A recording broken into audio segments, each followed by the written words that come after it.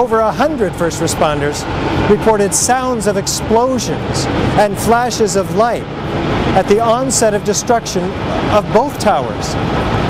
These were not discussed in the NIST report. What did these eyewitnesses actually see and hear? As we were getting our gear on and making our way to the stairway, there was a heavy-duty explosion inside the lobby.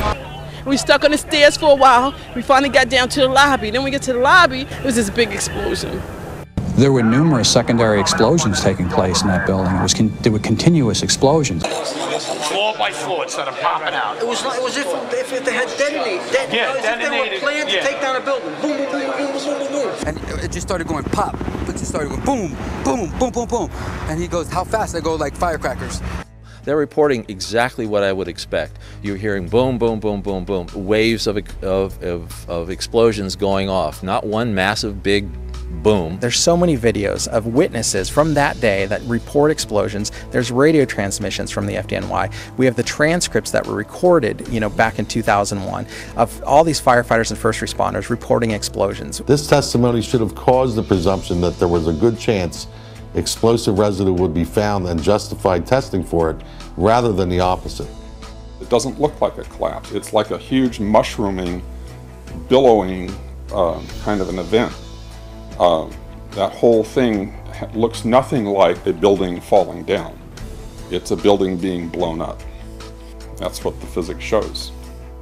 Yet they refuse to consider the possibility that explosives or some other form of demolition device could have been used to cause the collapses of the towers. And the fact that controlled demolition is consistent with all the available technical evidence. And the response to that request for correction is NIST simply saying they're unable to provide a full explanation for the total collapse, even though that was their task given to them by Congress.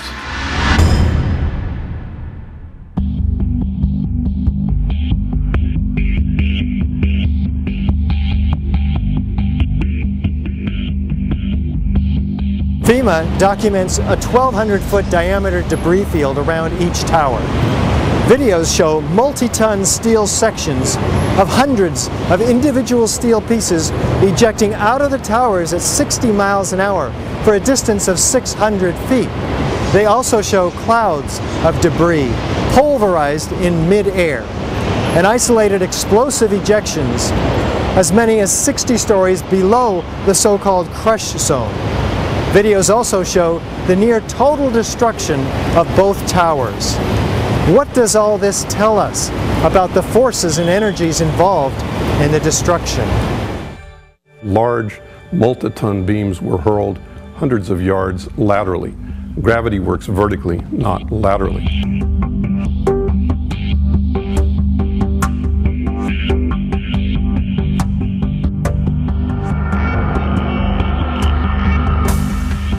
So something's happening to throw these things horizontally at those kinds of speeds. And here it is trailing white smoke the whole time. It really is indicative of some kind of explosion. The individual explosions that I noticed 20 and 30 and 40 stories below the collapsing structure.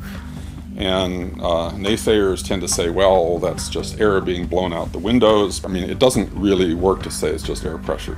And I've estimated these are coming out faster than 100 miles an hour.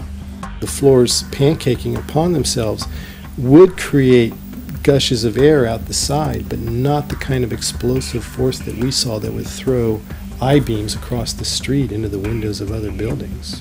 The ejection of the materials out of the building, the manner in which it fell, the speed at which it fell, exhibited all the signs of demolitions and the completeness of the destruction down to their individual elements.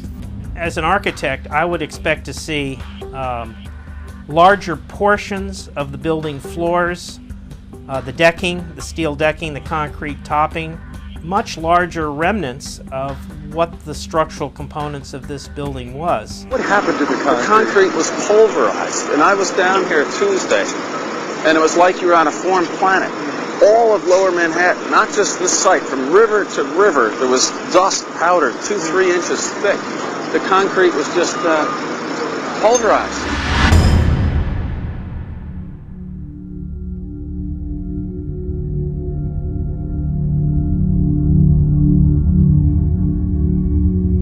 In its report on World Trade Center 7, which came out in May of 2002, FEMA documents in Appendix C steel that has been melted and even partially evaporated, resembling Swiss cheese. What are we to make of this? I'd like to know why NIST excluded the evidence of melting steel. Why is this not included? Why is this forensic evidence not being included in the report?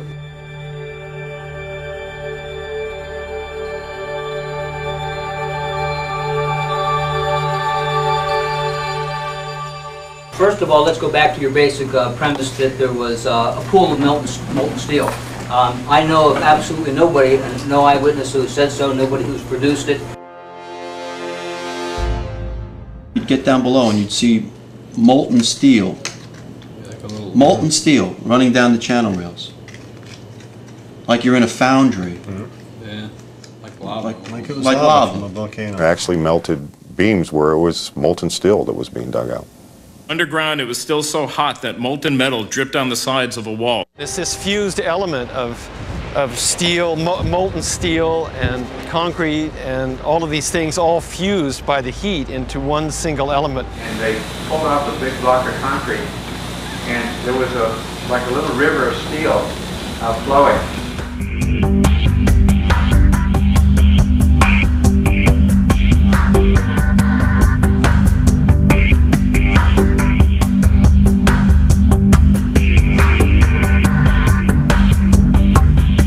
Many witnesses, firemen and lots of people described the flowing molten metal, iron or steel at extremely hot temperatures, and John Gross categorically denied their observations, so that because their observations don't fit his preconceived notion, he not only ignored evidence, he denied evidence.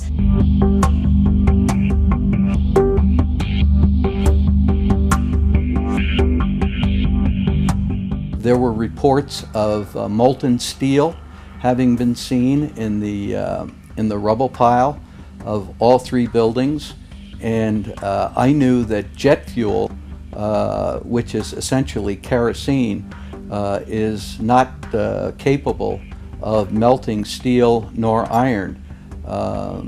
Kerosene or jet fuel burns at less than 1600 degrees Fahrenheit. And molten steel needs at least 2700 degrees Fahrenheit in order to melt. In an office fire, you cannot generate enough heat to melt steel.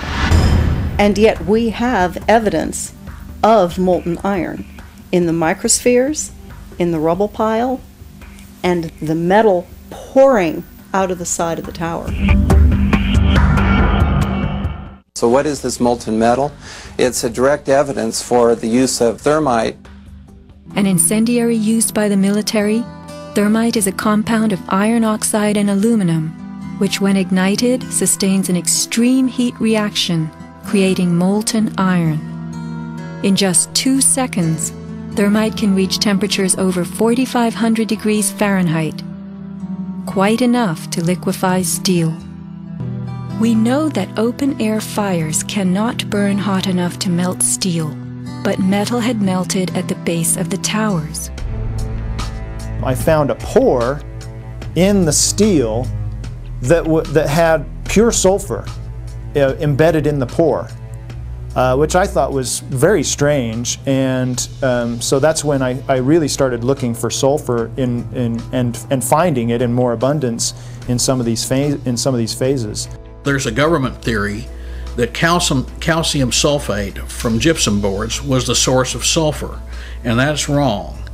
Calcium sulfate cannot undergo any kind of a chemical reaction that produces the element sulfur, and we're not dealing with any kind of compound of sulfur. When we're talking about sulfidation, we're dealing with the element sulfur.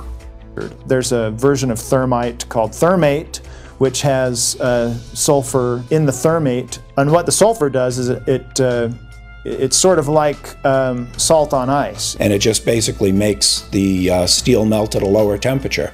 And if you do a search on Google for thermite and building demolition, you can find devices that have been fabricated and invented that use thermite for building demolitions. In the case of thermite cutting charges, you would have heard far less noise since they are worked by thermal heating, melting of the steel, rather than an explosive cutting as in RDX charges.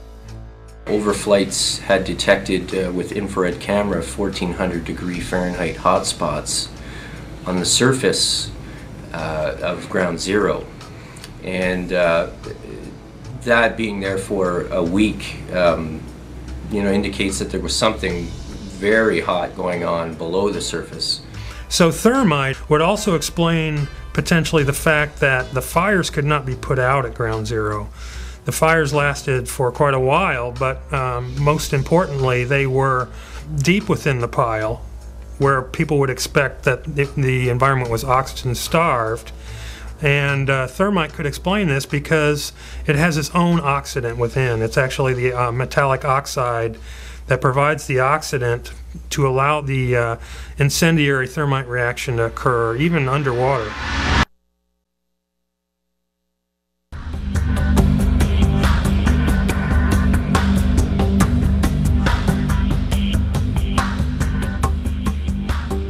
As much as 6% of the World Trade Center dust consisted of tiny, previously molten iron spheres. What does this tell us about the temperatures generated in the tower's destruction? When the USGS collected samples of the World Trade Center dust, they found the iron microspheres. Insofar, the USGS does not have a valid explanation for the presence of these iron microspheres. So what do the microspheres contain? Iron is the main element, and then it has smaller portions of aluminum, sulfur, a trace of manganese. Most of them are less than about 1/10 of an inch in diameter, and they're spherical. And they're found in all of the dust blown out of the buildings during collapse, no matter where in Manhattan that dust is picked up. You must have had a much hotter heat source for you to get 2,700 degrees Fahrenheit in order to melt the iron to get these molten spheres. Your heat source must be something like a chemical reaction, an exothermic chemical reaction that reacts, in the case of thermite, reacts at 4,500 degrees Fahrenheit. My contention, based on finding thermite residue in the dust, is that it happened before. It didn't happen after in the fires that ensued in the rubble pile afterwards. It's all the characteristics of the microspheres, along with what I see in the attack of the beams that were actually found, tell me that thermite was involved in melting those steel beams.